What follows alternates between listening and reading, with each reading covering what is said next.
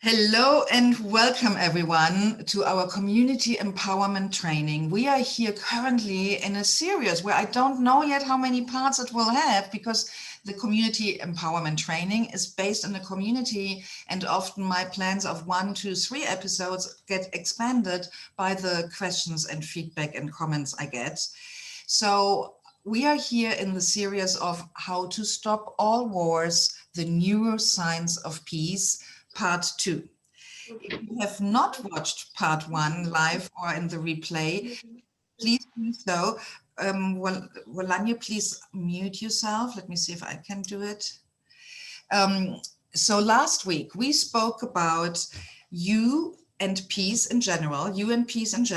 We dove into the whole concept of embodiment and why that is so important for leaders. And we spoke about you and power and how that shows up inside the patriarchy and inside hierarchical structures. So please, if you have not watched part 1, go back and watch the replay here on the YouTube channel, because to understand all the individual parts, which are a complete entity in itself, your understanding goes deeper when you watch them all. And also we are building on top of all of them, because of last week, you and peace, you and power are the foundation for what we will talk today about.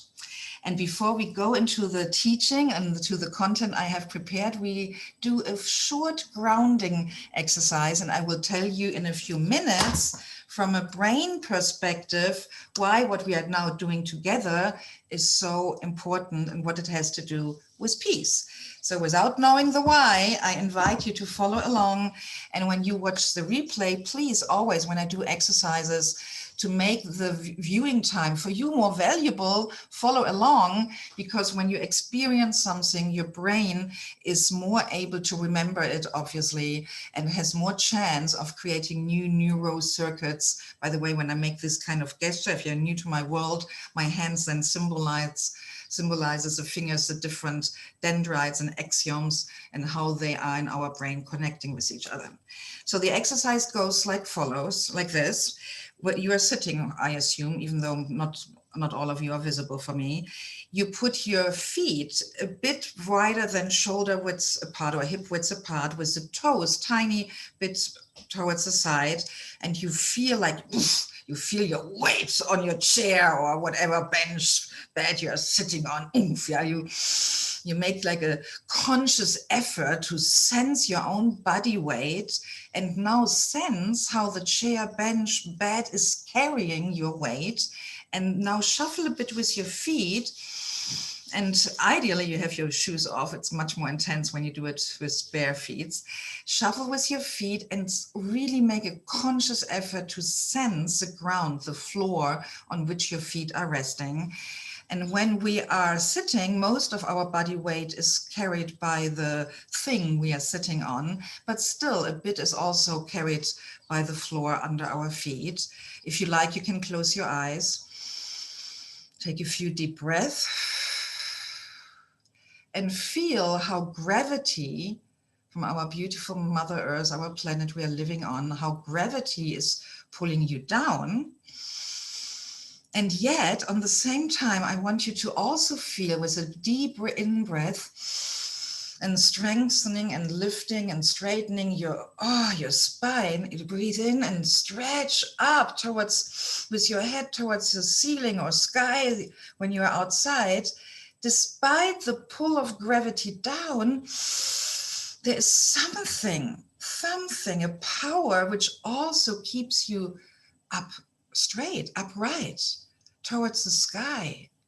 And it's this balance of gravity and, now my English is a bit limited, centrifugal forces, which normally would push you out into the universe. There is a balance of nature forces which keep you safe, which keep you not flying into the oxygen deprived cosmos, which keep you safely grounded on planet Earth while we are traveling with a ridiculously high speed, which I don't know the number, through the cosmos. So breathe in and out and take that in. It's such a miracle. And normally we are not aware of that. We are not feeling it. You are always safe on this planet. You are safe. You are not being catapulted into the universe. And yet you are also not crushed down on the floor, down on the earth, because your own spine, your skeleton, your muscles, and gravitational anti-forces, whatever the right word is, are keeping you upright. And here you are, a beautiful human being who is able to sit straight. To sit up straight is in itself a miracle. And you are safe to do that. So I invite you to remember this tiny little simple grounding exercise whenever you feel stressed, whenever you feel scared or triggered or attacked or annoyed or irritated by someone else or a situation,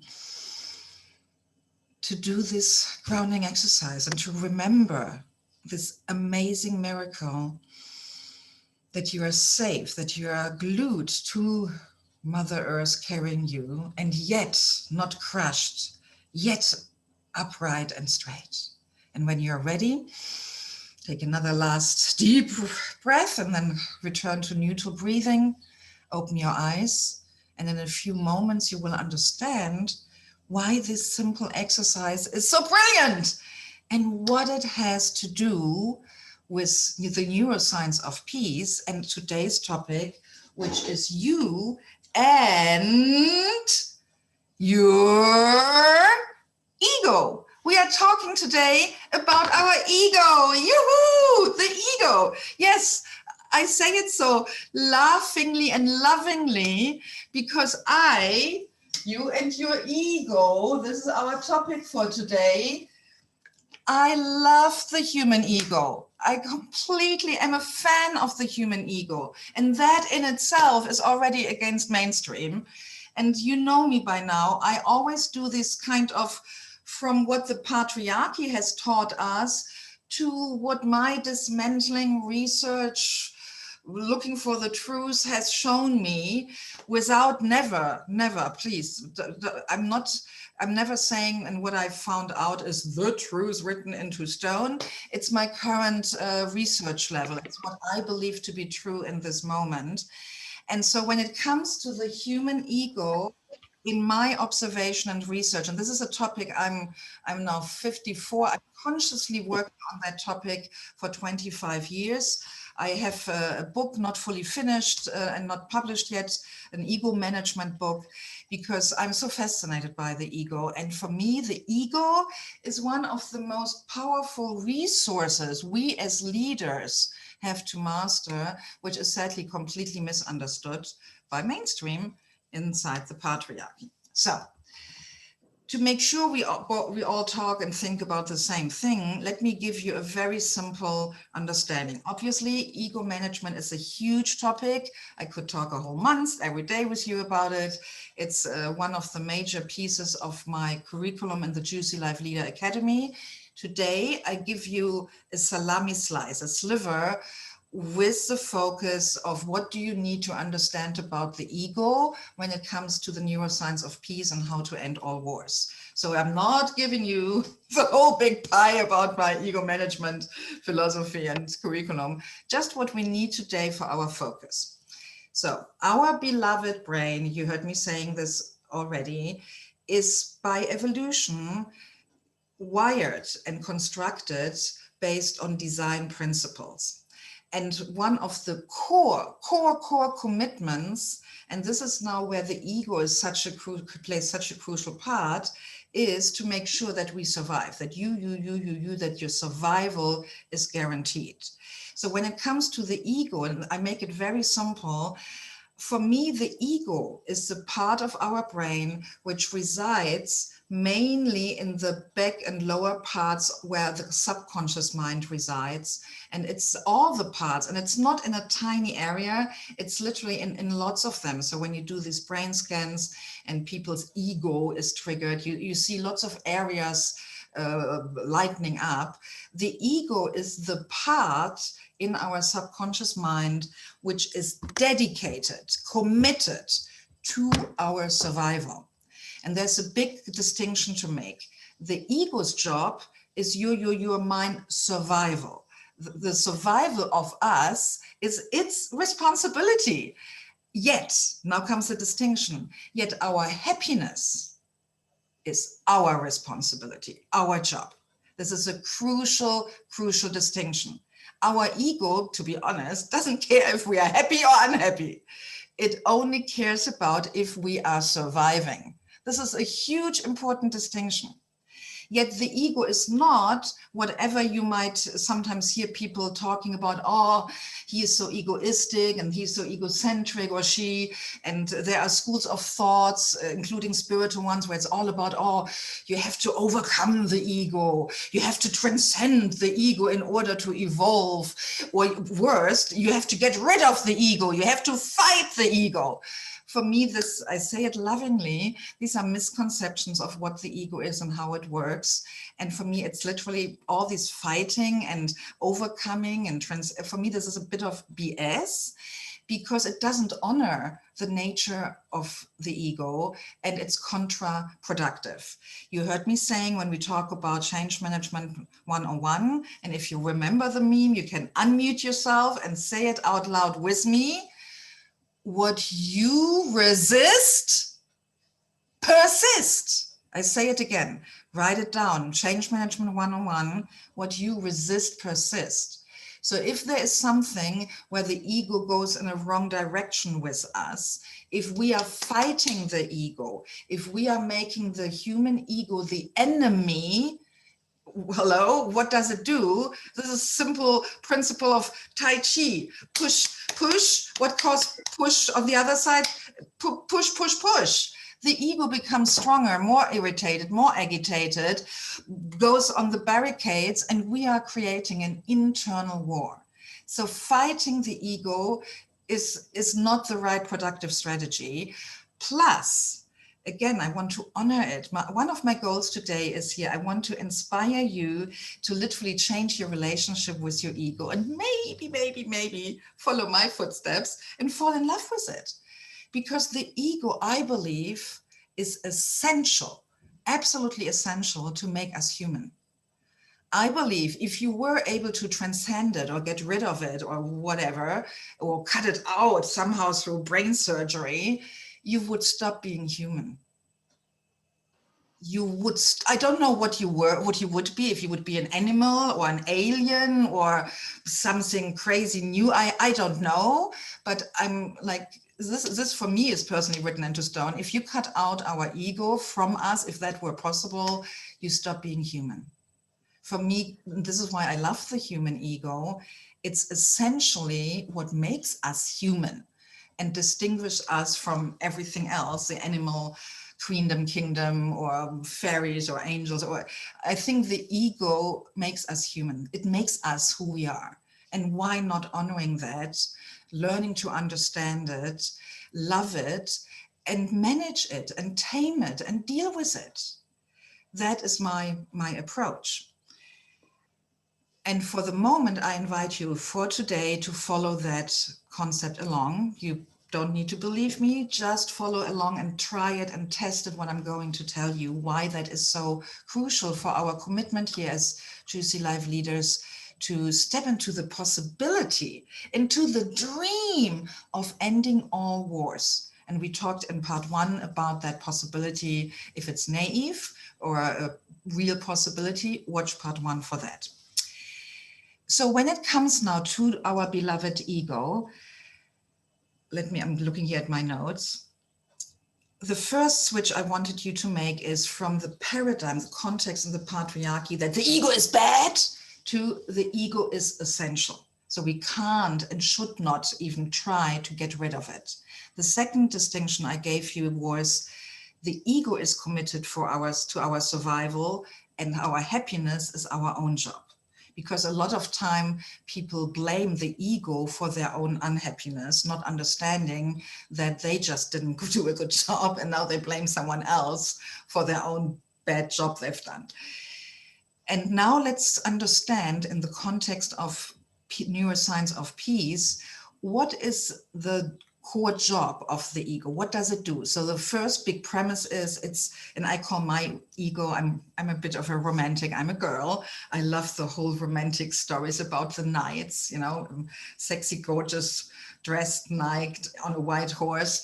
So I never met anyone like that in my real life. So for me, I call my ego, I gave it a name. It's my knight. It's my inner knight, the knight who protects me and fights for me and is this gorgeous white stallion of a horse. So the knight, the ego, the human ego, is, in my perception, our need fulfillment manager. It makes sure that our needs are met. So Steve is putting in here, your ego is called Stego. How cool. When we stop the recording, you can share the story, how that name came about. So cool. I love that you gave it a name. Yeah, we both are really soul brothers and sisters. So need fulfillment manager. This is for me another word for the human ego. Again, huge topic, need management. There are a gazillion human needs. I will focus today on two, which are the closest and most crucial for the concept of peace. The first human need is safety, safety, safety, safety. So, and the safety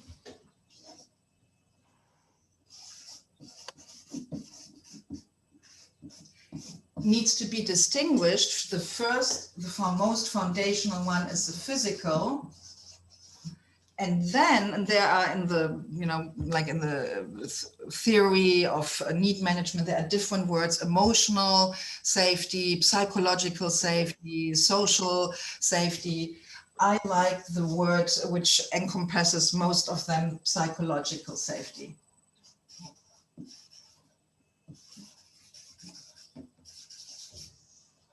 Now I misspelled here something. Yeah,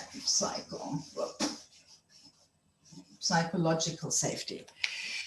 So, and here it becomes now interesting because we humans, we are social beings. We are not living alone. So the physical safety is the first level where the ego gets easily triggered. So, and it starts not only in times of wars when literally someone is about to kill you. The notion of our physical safety being challenged can start with minor things in our own everyday life. If your level of water in your body goes down to a dangerous level of dehydration, very good, yes, drink water, your ego gets slightly nervous. When you lack sleep, or when you overeat on the wrong food, or when you drink too much alcohol. So every time we, the conscious, mature adults who are responsible for nurturing and caring for our body, when we do a bad job or become lazy or unconscious with our lack of caring, the ego wakes up to somehow give us signals that something is off. Sadly, when this happens for all of us in unique different ways, because our ego, like all parts of our subconscious mind, communicates with us through physical sensations, through our body. And when you are not trained and aware to decipher those signals, most people aren't trained, they project uncomfortability in their own body into the external world. Most people, this is like an automated mechanism. They blame, they point. There's these sayings, I don't know who invented it, but when you raise your hands and you point your finger towards someone else, it looks like a gun, which is creepy in my eyes. But you have these fingers back, which points back towards yourself. So you blame someone else. It's your fault that I feel right now stressed, that I can hardly speak because I'm so angry or feel stick in myself. It's your fault. But in reality, there are these three fingers which look back to us. So when we feel uncomfortable in our body, the first thing I want to invite you as a leader, as a leader, when you are in my world, I treat you as an evolved leader who is committed to be as conscious and as aware as possible.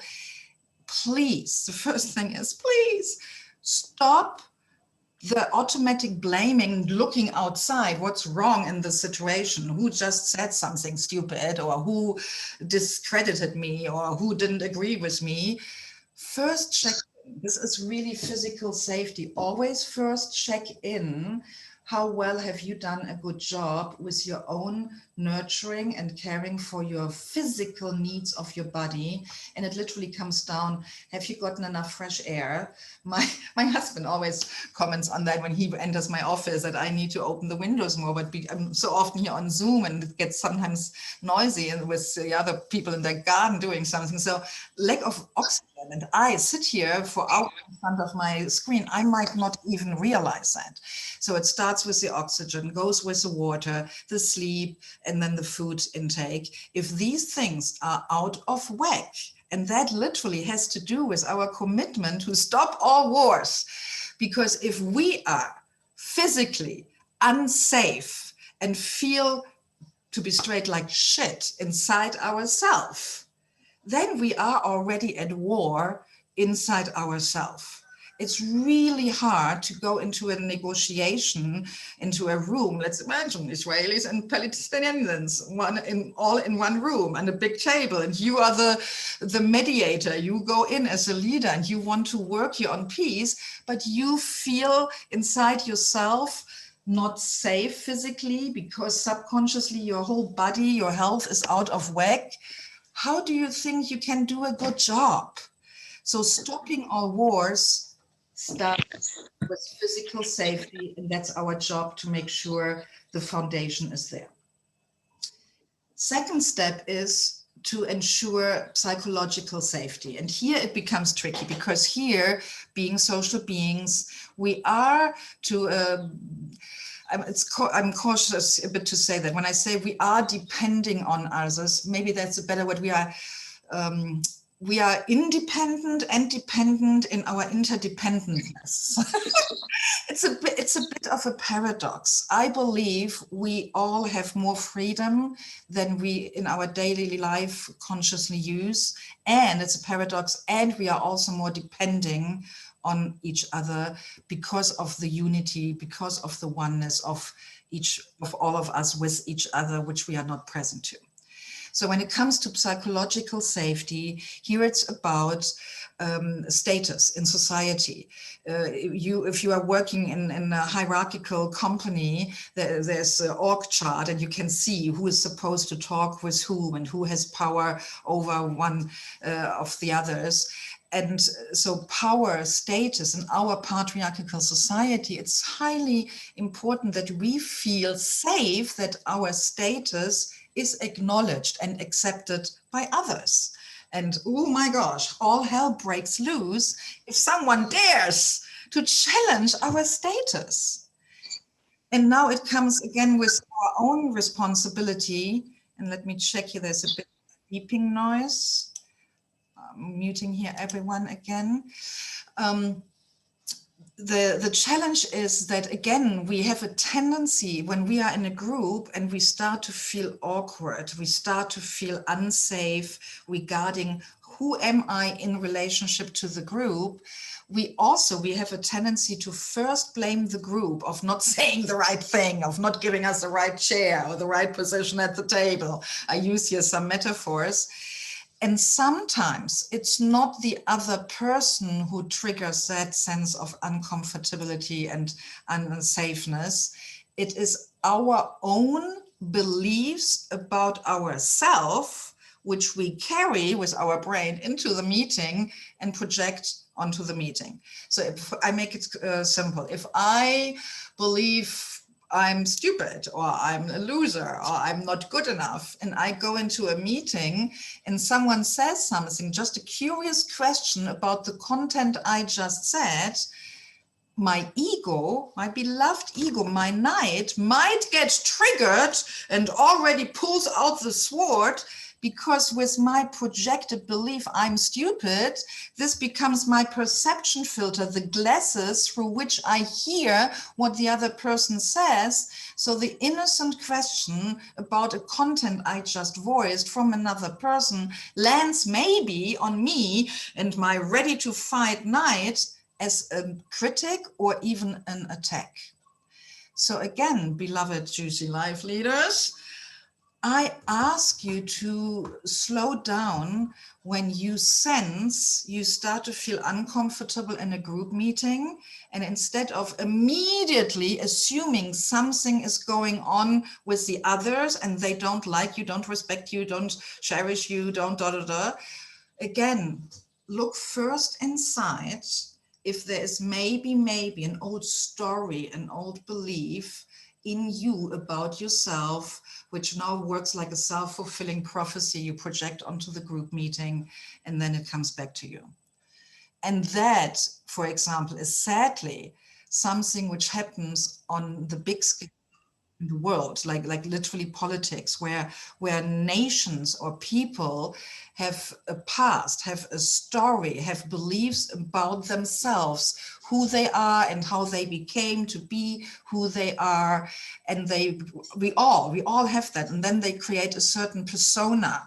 Yeah, like I'm German. Yeah, I grew up in a culture with people who had caused 2 world wars and lost them and did outrageous atrocities, the Holocaust, etc. So this is collectively behind me and shapes who I am now, 2021. So, and that creates in me an identity and beliefs and stories, and we all do that. Everyone does it. So the neuroscience of peace here, when it comes to your ego, it is crucial that we as Juicy Life Evolved leaders take responsibility first for our own safety on the physical realm and the psychological realm before we even start to look into the outside world if someone else is truly a threat.